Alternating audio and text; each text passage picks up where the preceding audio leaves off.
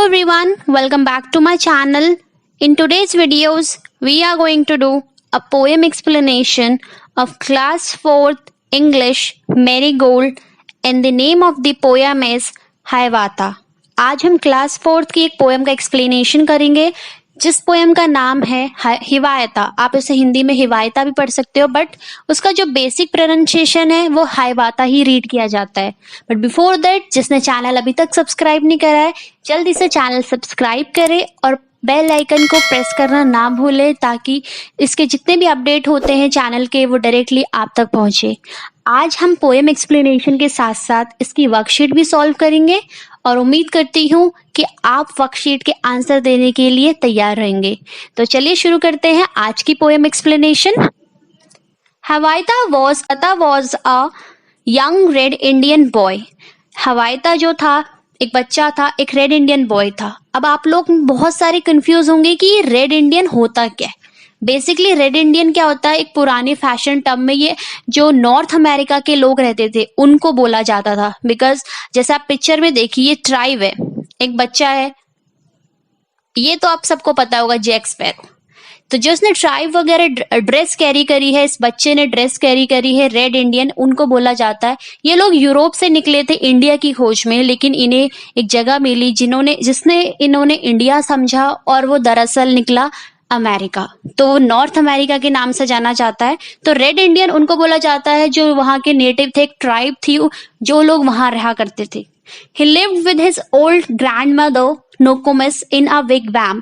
वो अपनी एक ओल्ड ग्रैंड मदर, अपनी एक दादी के साथ रहता था जो बूढ़ी थी, जिनका नाम था नोकोमिस, एक विगवैम में। अब विगवैम कैसा होता है इसके पिक्चर देखिए।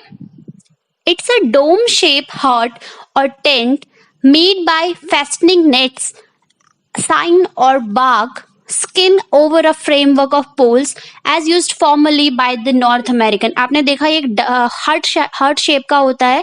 पहले ये नॉर्थ अमेरिकन पीपल्स यूज करते थे इसे, बट नाउ डेज आप देखते हो कि एक जस्ट लाइक अ रेस्टोरेंट में भी ये यूज होता है, एक हर्ट शेप डिजाइन। बट पहले ये लोग अपने लिविंग के लिए यूज करते थे। इनफैक्ट इंडिया में काफी ऐसी जगह ट्राइब्स हैं जहाँ प्रॉपर अभी आपके सीमेंटेड हाउस नहीं होते, ये लोग हर्ट में ही रहा करते।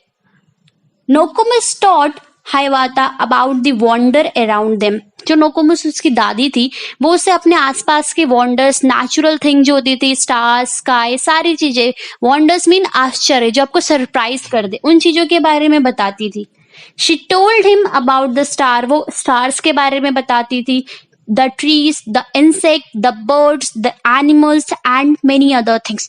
वो इंसेक्ट के बारे में बताती, बर्ड्स के बारे में बताती, एनिमल्स के बारे में बताती और बहुत सारी चीजों के बारे में हवाइता को बताती थी। हवाइता grew up to love them all.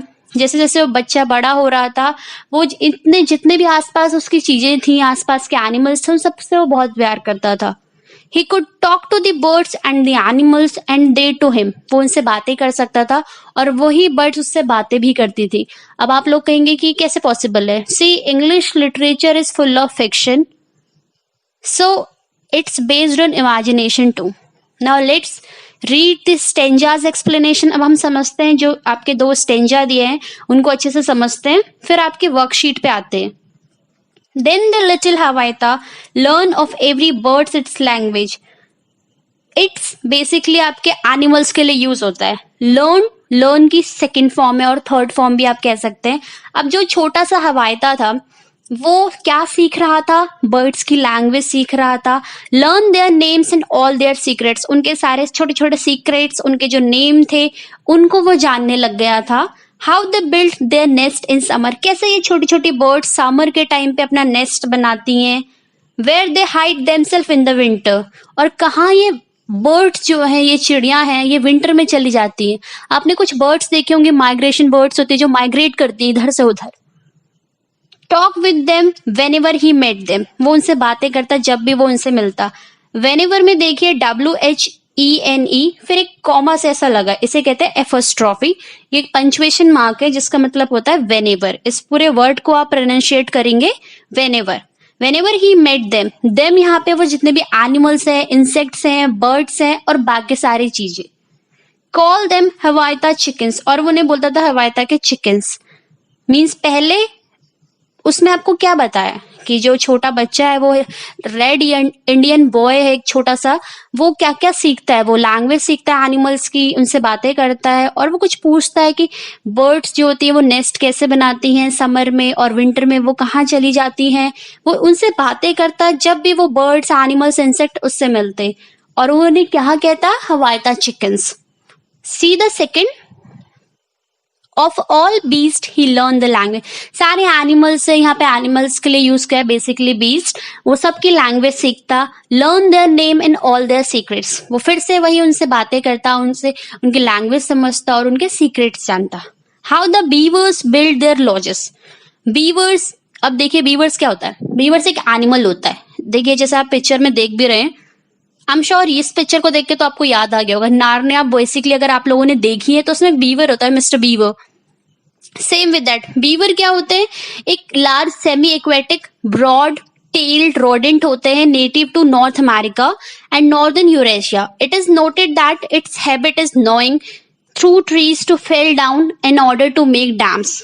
उनकी आदत होती है ट्रीज को नॉ करना, नॉ मीन्स कुतरना, GNAWING, इसका मतलब होता है कुतरना।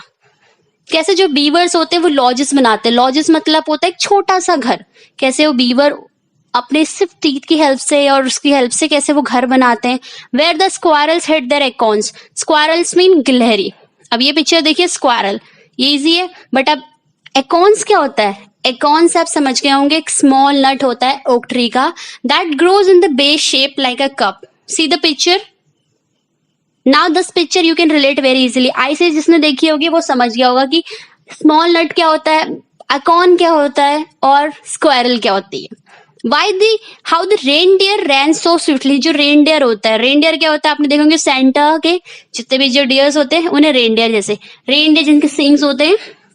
How the reindeer run so swiftly, कैसे रेनडियर बहुत इजीली स्विफ्टली चलते हैं। Why the rabbit was so timid, जो रैबिट होता है वो इतना टिमिड क्या होता है, टिमिड मतलब होता है इजिली फ्राइटेंड, बहुत जल्दी से डर जाना, शाय होना या नर्वस होना। Talk with them whenever he met them, वो फिर उनसे बातें करता जब भी वो उससे मिलते। कॉल देम हवायता ब्रदर, वो उनको क्या बोलता है, वो उसके भाई। So this is the explanation and this poem is written by H.W. Longfellow. तो चलिए फटाफट से एक्सरसाइज पे बात करते हैं।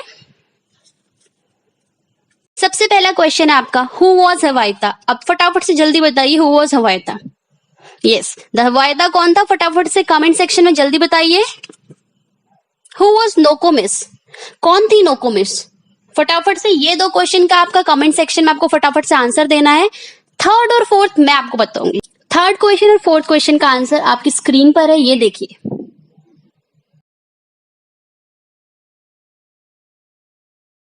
So this is all about the poem explanation of the Hiawatha। आप जल्दी से कमेंट सेक्शन पे फर्स्ट और सेकंड का आंसर देखिए, मैं देखती हूँ कितने लोगों ने, आप लोगों ने उस पोएम को समझा है, उसका एक्सप्लेनेशन समझा है, और जल्दी से कमेंट सेक्शन पे उसको आंसर देना ना भूले। और जिसने अभी तक चैनल सब्सक्राइब नहीं किया फटाफट से चैनल सब्सक्राइब करें, बेल आइकन को प्रेस करें